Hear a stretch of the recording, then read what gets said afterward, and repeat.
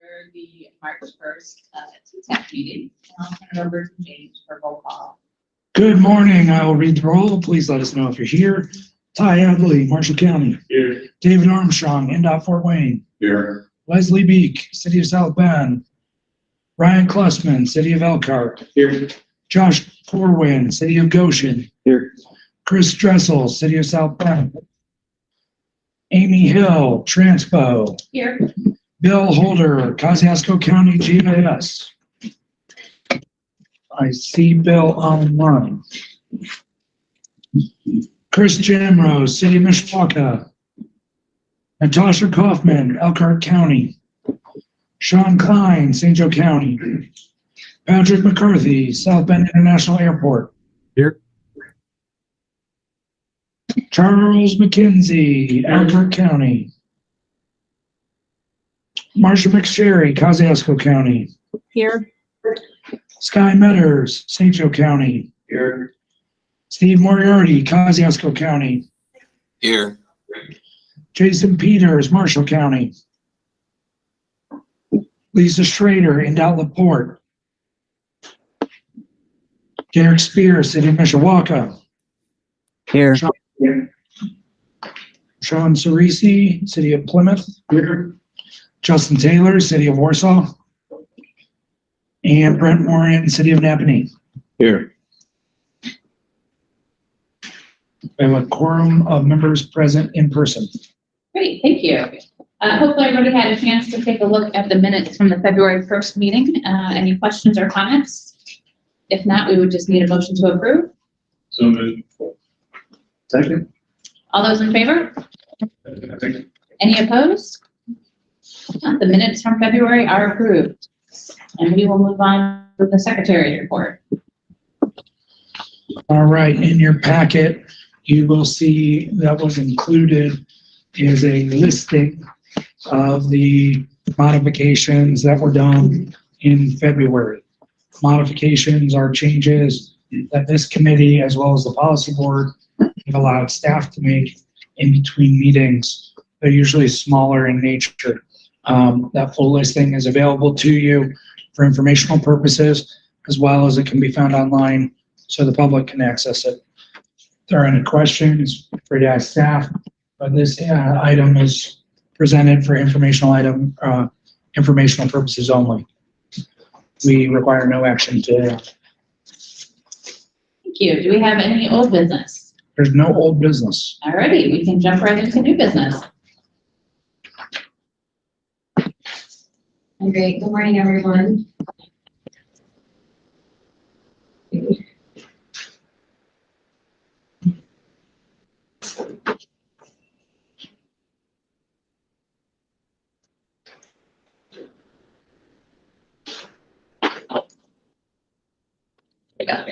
Good morning. Okay, so sorry about that. So our first set of amendments to our transportation improvement program this month fall under Transportation Resolution 8-23. So item A is a locally initiated project sponsored by the City of Goshen. It is at College Avenue from US 33 to the local center railroad or the east entrance of the Motor parking lot. And that doesn't like to use railroads as termini. So this is phase one of 3 different phases of college that MACOG is currently funding. So the work type is an auxiliary lane, 2-way left turn lane project. And we will be shifting construction funding from fiscal year 25 to fiscal year 26, largely due to just our funding availability. And normally just a shift in funding can be processed as a modification, but because we are shifting into fiscal year 26, which was considered an illustrative year for our utility, there for informational purposes, this item has to be processed as an amendment. And then item B is also within the same project, but it's just referring to the pedestrian bridge over Corn Ditch. NDOT likes to have bridges within projects on their own DES number. So that is what this DES number is referring to. And again, just shifting construction funding from fiscal year 25 to fiscal year 26. So happy to take any questions on these items. Otherwise, I'd be asking for your endorsement of Transportation Resolution 8-23. So moved. Second. All those in favor of endorsing Transportation Resolution 8-23? Aye. Opposed? Aye. No, it's endorsed. Great. And then moving on to Transit Resolution 9-23. So item A is related to our interurban trolley in Elkhart County. This is for the purchase of an expansion bus of 30 feet using CARES funding. So this bus will actually operate on one of the new GOSHA routes created through our Connect Transit plan. So we'll be adding this project into the TTAC for a total cost of $980,000. And then item B is a Transpo sponsored project. So Transpo and Dial-A-Ride just recently established their 53-39 split in funding. So Transpo will be receiving $233,154.5339 funds. So this will be going towards rehab and renovate facilities. So we already have a line item in our tip for this work stream, which is increasing federal funding to reflect the new amount that Transpo is receiving from this split. So happy to take any questions on either of these items. Otherwise, I'll be asking for your endorsement of Transit Resolution 9-23. So moved. Second. All those in favor? Aye. Any opposed? None. Resolution 9-23 is endorsed.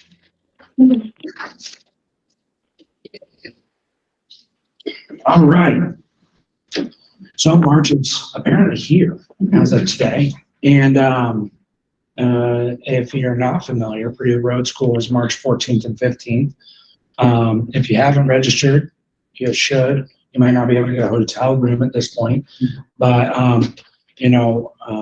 sometimes this conflicts with our TTAC and policy board this year because of when the first Wednesday of the month fell. There's no conflict. So I know we'll have a few staff members at Purdue Road School this year.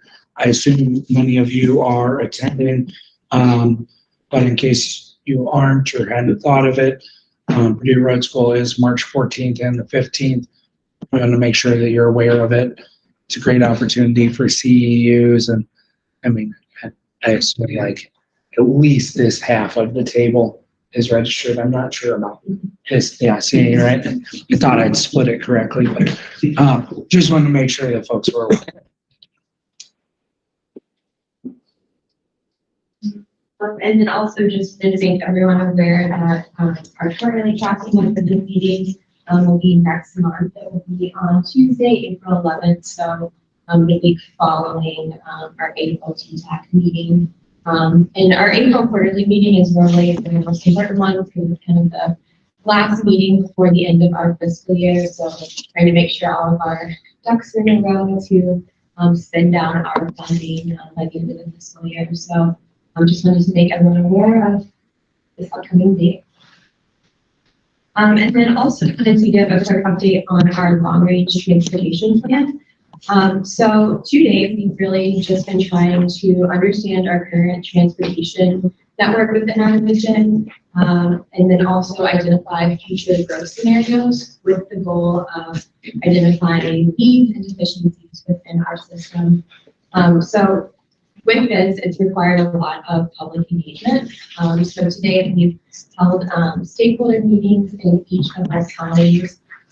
We've published out a public survey as well as an interactive comment map where people can read location-specific comments, both good or bad. Then we've also done a variety of different pop-up events pushing the plan and also encouraging people to take the survey. So for example, we're at South Bend downtown First Friday in December.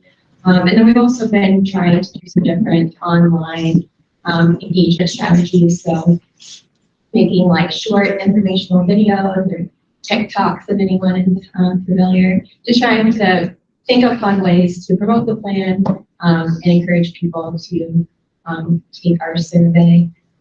So right now we're really just kind of taking a step back and going through all the data that we've collected to date and really just trying to summarize it and make sense of what the data means. So I did want to highlight a few survey questions that I pulled out. So a little bit hard to see, but one of the first questions that was asked was what people's transportation choices were based on. And I should note before getting these, we received about 215 survey responses, which is pretty, I think, average for our global engagement. I will say one thing I think that's been a challenge is kind of the survey fatigue. You know, St. Joseph County is in California, Cosmosco just finished their City of South Bend survey.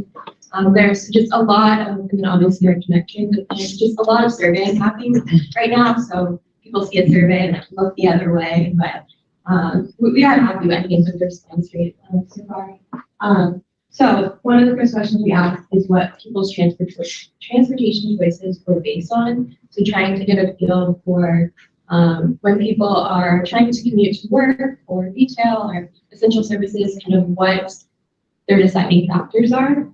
So the number one response was availability of options. So for example, if someone doesn't have a car or a bike, their options might be limited to walking or public transportation.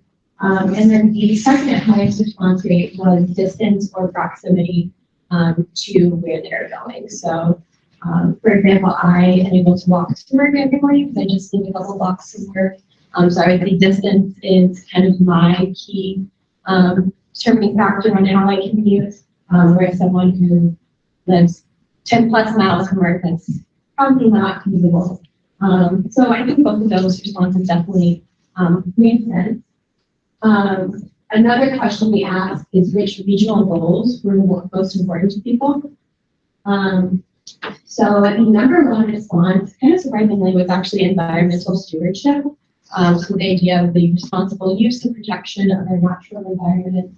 And then the other highest responses were economic vitality and safety. So I think these are really informative when we start thinking about specific projects and different strategies to address our deficiencies in our transportation system. So right now we're funding kind of our first set of electric vehicle charging stations.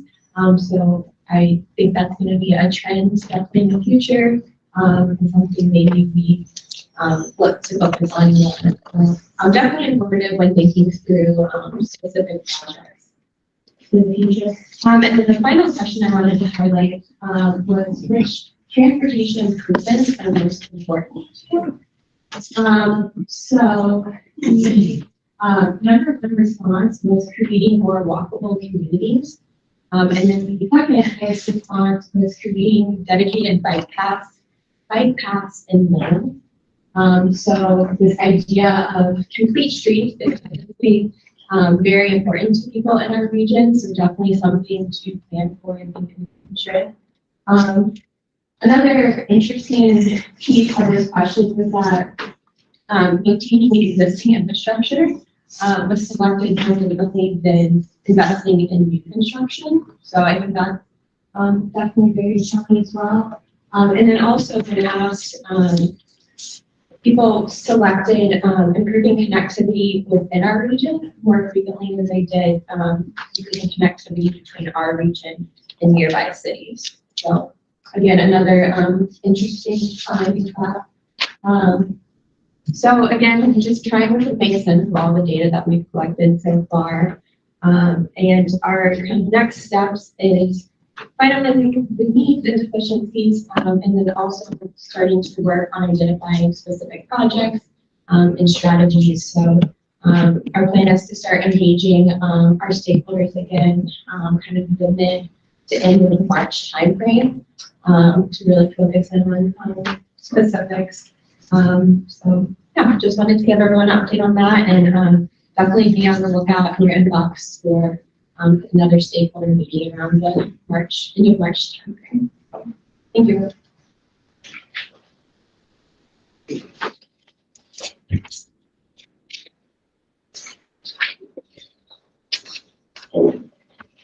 Good morning. Anybody who doesn't know me by name or face, because I haven't been to an in-person meeting in quite a while, I'm David Parker. I work in the traffic data department at MACOG. One of the things I'm really wanting to bring up to speed with all of you is it's an exciting time with all the data that we have housed at MACOG.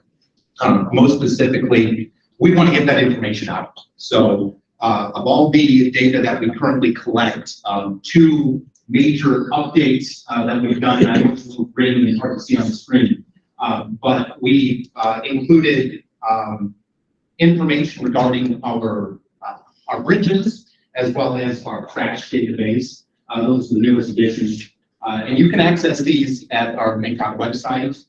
Just click on the programs and then the maps and data subsection there. And, you know, we have a lot of this information housed anyway at that location, whether it be transportation, whether it be the community development or sustainability. But the new data portals regarding the regional bridge database, as well as the story map, which talk more about the information that we have in the regional crash database, which I'll show you in just a moment. So I want to touch quickly on the story map. This is kind of just all the overall basis for our bridges that we have in our area. Two graphs, kind of just to point out 843 bridges within the MACOG region, and the whether there's been issues or not. So just over 40% are in that good category, with just over 50% sort of the fair category, just the bridges alone. And you can see over the previous 5 to 6 years since 2017 how our bridges have been maintained and actually are quite sufficient, and the deficiency is quite a bit lower. This information is in the story map, which you can find on our website again for the regional bridge database. And this is kind of a look at what you might expect if you were going to the dashboard. Different various features that you can check a look at, whether it be filtering by the NDI number, whether it be the location, whether it be the local number that's assigned to this by county or an LPA. And then on the bottom, you have various information you can check by county, how many bridges, who they're owned by, whether it be a local entity or NDOT. And you're able to go about seeing exactly that information regarding those specific bridges. Regarding our crash database, this newly came online with over the past year that I've been really tasked at working at, is cleaning the data that we have from 2019 to the present. This one is to 2021. I'm currently working on cleaning the 2022 data, and hopefully by the middle of the year, we'll be working on the 2023 data regarding serious injury and fatality crashes. And that's one thing I do want to point out specifically about this database. It doesn't include the property damage crashes. It doesn't include any crash regarding possible injuries or the non-incapacitating injuries. This is specifically incapacitating and fatalities. So about 4,100 crashes in the last 3 years in that time frame that are of the serious and fatality sort of factor, if you will. We've also broken it down by the non-motorized, whether that be with pedestrians, horse and buggies, as well as bicyclists, and pertaining graphs as well. And what you see on the screen, I'll explain this a little more, is the filtering. The neat thing about this database is it allows you, just like the bridge dashboards, you can filter and get more information. So whether it be you're breaking it down by the injury status, collision width. So in this case, we've broken it down by pedestrians, bicyclists, horse and buggies. We've even gone a step further to include school buses as well as semi-trucks. So you're able to really filter the information down based on what it's a collision with. We've also included the collision year. So in this case, 19 through 21, whether it be a county or a county region. our communities and LPAs, so you can break it down even further. One thing I will point out about that is it's only communities that are towns and cities. So if it's a CDP, for instance, say an accident where Ranger, that's been labeled as St. Joseph County versus Ranger, just to kind of give it a broader or a more in-depth look at just cities, towns, and the counties. We've also included the primary factor, whether that be a rear-end collision, whether it be falling too close, you can break it down there, and then a manner of collision. And the neat thing is this information, it's going to change based on whatever filters you put in there, and it'll zoom in, it'll bring the graphs into play on the left side of the screen.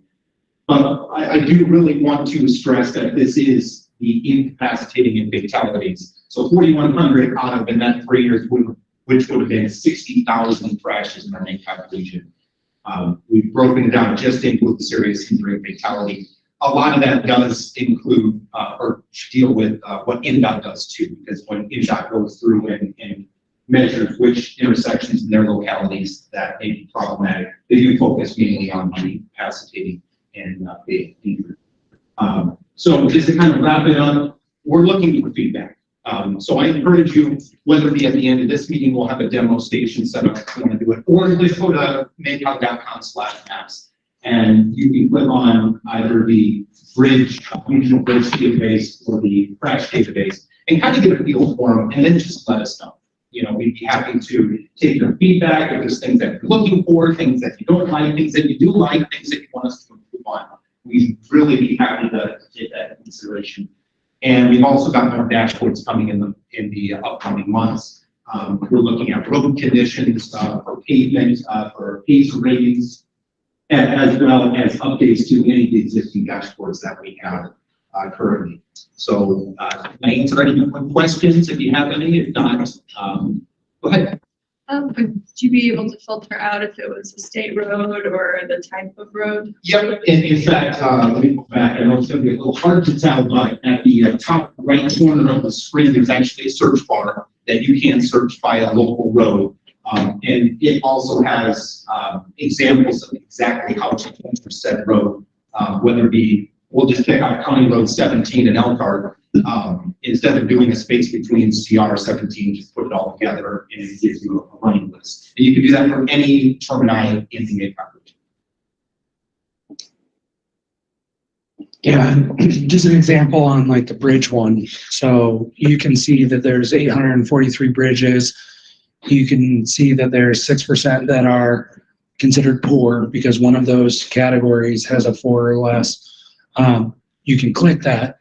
You'll get a list of 51 bridges, and then you can filter it there by state owned, or you can filter it by, I filtered it by AADT. So the 51 bridges, the ones that have 1,000 vehicles or more. Okay, well that's 24 bridges. When I looked at that list, at least 17 of those bridges are under construction or have a project program, right? So that means there's 7 bridges of the 24 that are in poor condition, that are driven more frequently. Not to say that the other ones aren't important, the other 18 or 17, but the ones that have the highest kind of ADT, you know, we have projects programmed for them. So that helps us think about, you know, when projects are submitted, where do those rank? You know, like recently the Elkhart County submitted for County Road 6 to the NDOT call for projects. Well, that's one of those bridges that is in poor condition, that is not, you know, got a project programmed on it right now. So we really need that project to help move that needle, right? And we can provide that better narrative of how these projects fit in the collective picture a little bit better. That's how we can use it. I'm sure though you can use it for other factors as well. Well, thank you for your time. If you have any other questions, please feel free. One of the next dashboards, and I don't know if I want to call it a dashboard, but it's going to be a little bit of an interactive tool set where we'll probably launch it later this month. it'll have some kind of key indicators around key topics like transportation and economic development for us. But then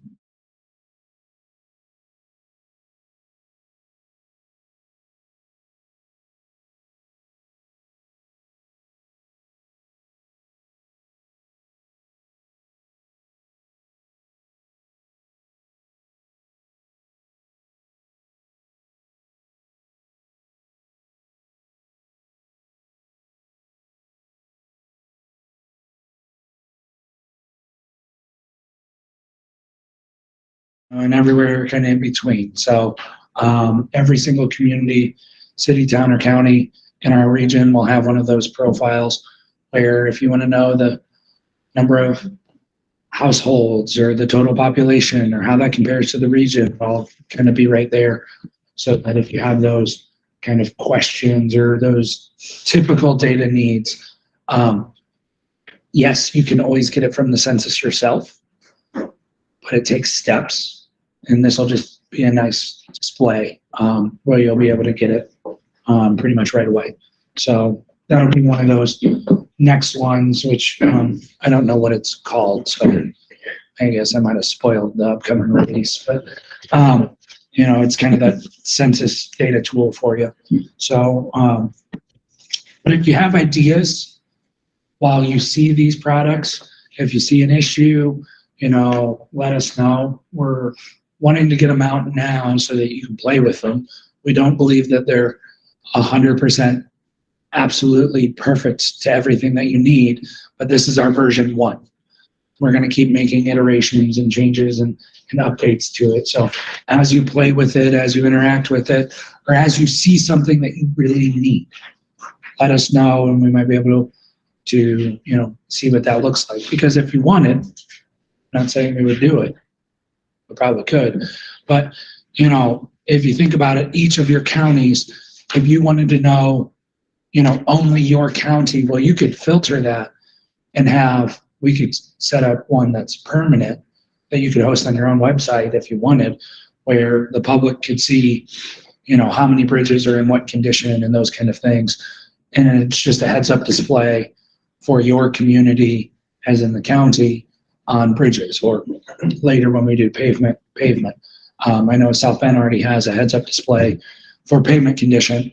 But if you're thinking, oh, well, that's cool, we would like one, we might be able to help you with that as we have a lot of that data and capabilities. So just think about how you might want to use these as well. Your answer might be, I don't, and that's fine. But just think about the ways that you might want to be able to use them as well.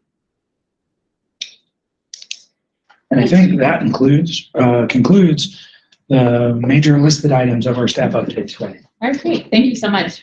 Privilege of the floor. Any questions or comments from any committee members? I think we had one that we wanted to walk through if nobody else has anything. But I'll turn it over to Allie. Yeah. So today's meeting was 28 whole minutes. So one thing that we've kind of been brainstorming is ways that we can make this meeting more useful and informative. We love seeing you guys in person, so like, how can we keep enticing you to come? So I was really kind of hoping to have just an open conversation about how we can make this meeting more useful for you, what you would like to see. So kind of some rough ideas that I've been brainstorming. So, maybe it's not just MACOG giving updates, but some of our other partners. So maybe, is there anything from NDOT that you would like to know or see maybe during the community crossings scoring process, or the waterfall scoring process, kind of where you're at in the process, what NDOT looks for, as examples. Is it our local government giving updates on specific projects they're working on and really looking for feedback from other communities? Can we invite special guests, or can we invite Purdue LTAP, South Shore, Toll Road to give kind of informative presentations? Are there more tailored things that we as MACOG staff can focus on? So, we have our tactical urbanism lending library. Would you like to see a really detailed specific presentation about what that is, how we utilize it. Yeah, the floor is open, so, yeah, like. But I guess, what I've learned from my 20-some-year career is, you don't always come up with the best ideas yourself, and it's okay to take ideas from other people. And we have a lot of smart people here that we have been their entity that can be transferred over.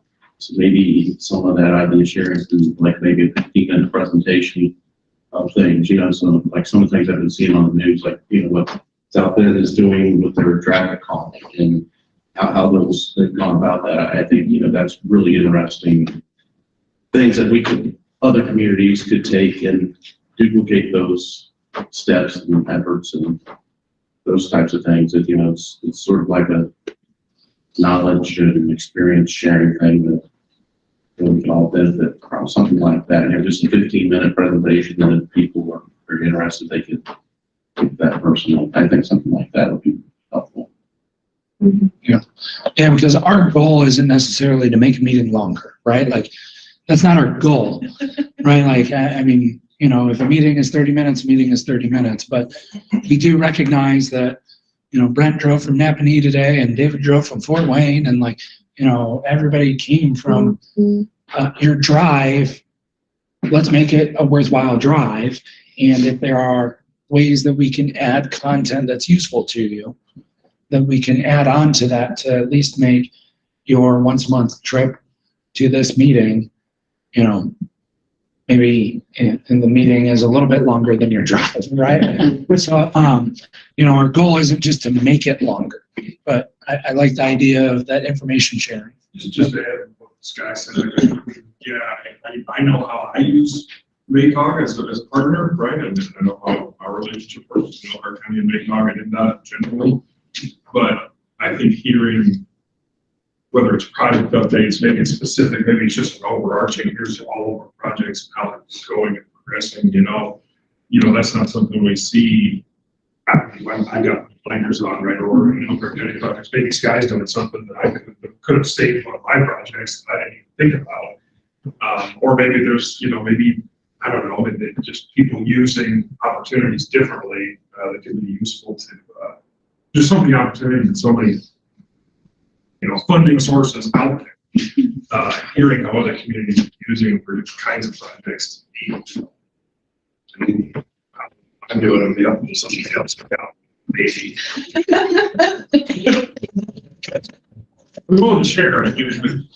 Listen. Great, and lessons learned, like if you had the project from, that we went to all over the place, like. That would be my first. We've all got those ones.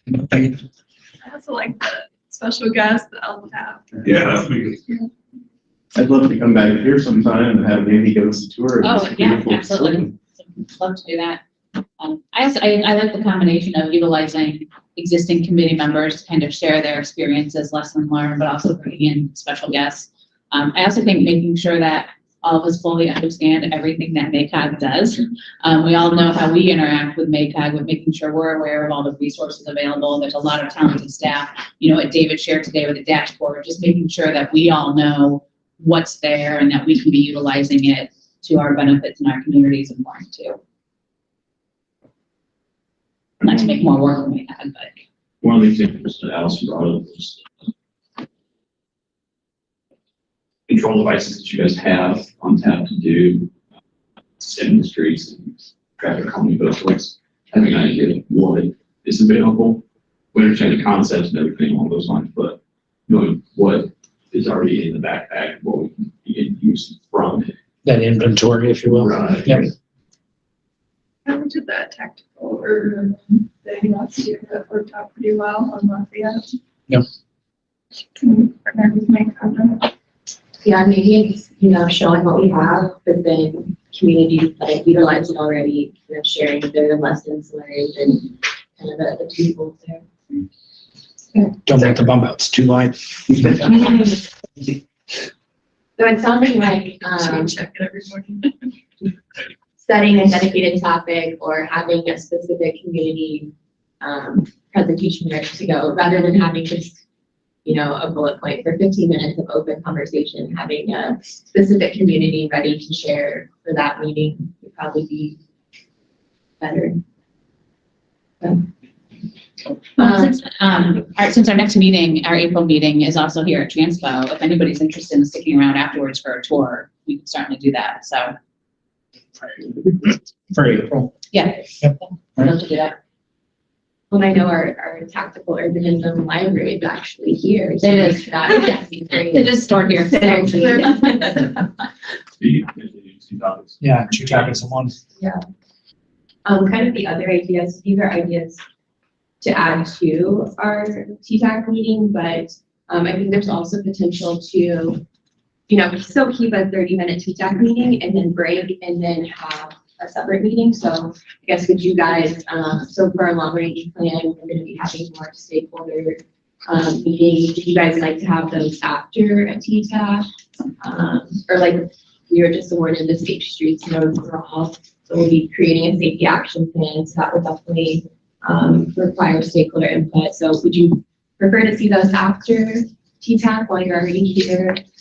Another idea we were throwing around is kind of MACOG facilitating, maybe it's once a quarter, but just a platform where LPAs can just kind of talk about what's going on, and also inviting some of our rural communities that aren't necessarily a part of our TTAC, and maybe they're more like focusing the months where things are going on. So if you have one for the community crossings grant, or for asset management plan, for ADA and Title VI plans, so just kind of topic specific where LPs on our committee, but also in our kind of our rural counties can join as well.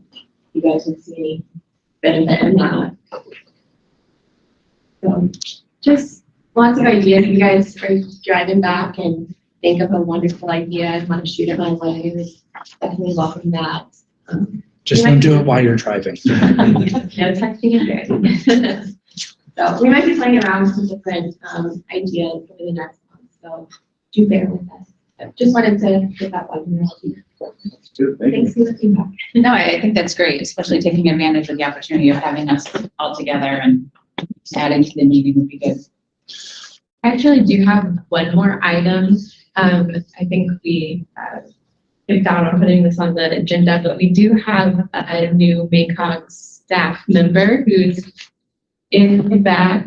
I think he had a chance to introduce himself to policy board, but not to TTAC members. So Raj joined us February 6th, I think, as our new transportation analyst. So Raj, I don't know if you want to introduce yourself. Hi everyone, I'm Raj Parikh. I recently joined MACOG as transportation analyst. I'll be working on majorly long range plan and data exports and other things. I graduated from Rutgers University. Then I did my master's in public informatics. It's like a mixture of urban planning and data analytics with the concentration on transportation planning. Previously that I did my undergrad from my university, Ahmedabad, which is in India. So I came in United States, I think August 21. Yeah. So We're very excited for him to join the team, so feel free to introduce yourself after the meeting. That's fine. Well, welcome. Do we have any public comment from anyone here in attendance or anyone virtually? Thank you. I just wanted to say, Caitlin and everybody over at MACOG for pulling together our 3031 plan as Indus going through the health studies. Marsh County wanted to get together, pull together a plan for what we'd like to see at the nexus of 3031 as it both run through our county. And so we're definitely very thankful for MACOG and helping us pull up very strong together. Thank you. Any other public comments? If not, we would just need a motion to adjourn today's meeting. So moved. Thanks, everyone.